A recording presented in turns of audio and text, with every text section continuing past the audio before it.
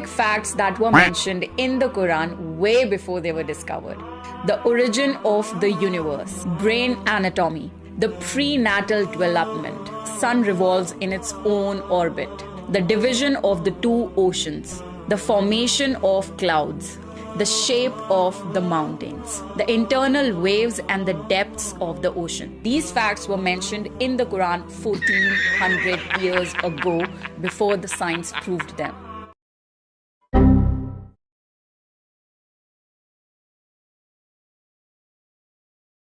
The Quran also calls stars little objects, little adornment. They are just hanging above there just to make everything look beautiful. The stars are also described as being in the lowest, the nearest heaven, right above us. They are right here.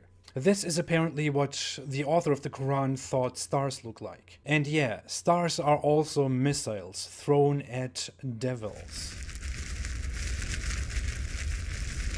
The moon also split in two, and can split in two in future, which is quite weird. Just imagine the earth splitting in two from the middle. But the author of the Quran was also quite ignorant about the moon, because it says multiple times that the moon is a light. The moon is not a light. The moon just reflects light coming from the sun. We learned about this not only by looking at the sky, we can also confirm this by going out in outer space and seeing these objects directly, which Allah apparently thought was never possible. Well, people who didn't believe in Allah made this possible. Allah wasn't able to participate in space travel, which is why he thought that the sun and the moon are in an orbit, following each other and can never reach each other. The sun is moving above the earth. Did you know that the sun has a resting place where it goes and stops? The sun really needs that. And the sun has also a rising place, and a place where it eventually goes into a muddy spring. Apparently, Allah didn't really understand the connection between the sun and shadows, or between light and shadows, because shadows are apparently controlled by Allah, and He can make them longer and shorter. And the sun and the moon will one day join together. They will come together. Can you even imagine? Wait, did you know that the sky is actually a ceiling above us, like a dome? It's quite a miracle. It has no cracks at all. And Allah even points out that it's a miracle that the sky is held up by Him without any pillar. But according to the Quran, the sky could also fall down on us. It can fall down. What exactly is falling down? And that sky or heaven can also be rolled up one day, like a scroll. And did you know, before it was created, it used to be smoke. The sky wasn't there, nothing was there, it was all smoke. And what's more interesting is that Allah created all of that after He created Earth. So our planet was here, but everything around it, which the Earth depends on, was not here. Allah.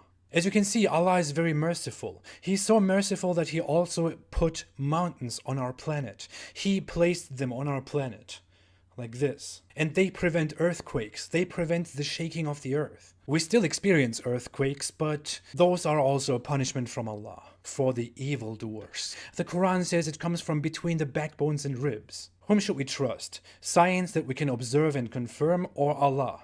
Yes, Allah.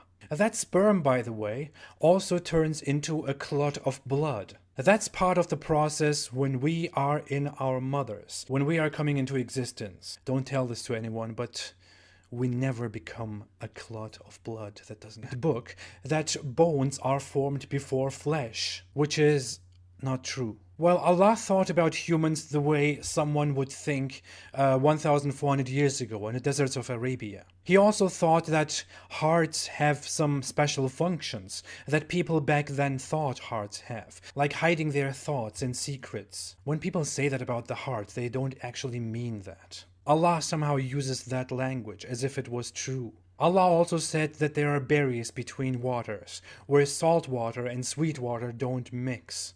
You must have all seen pictures of this miracle, a miracle that doesn't exist because such a thing does not exist.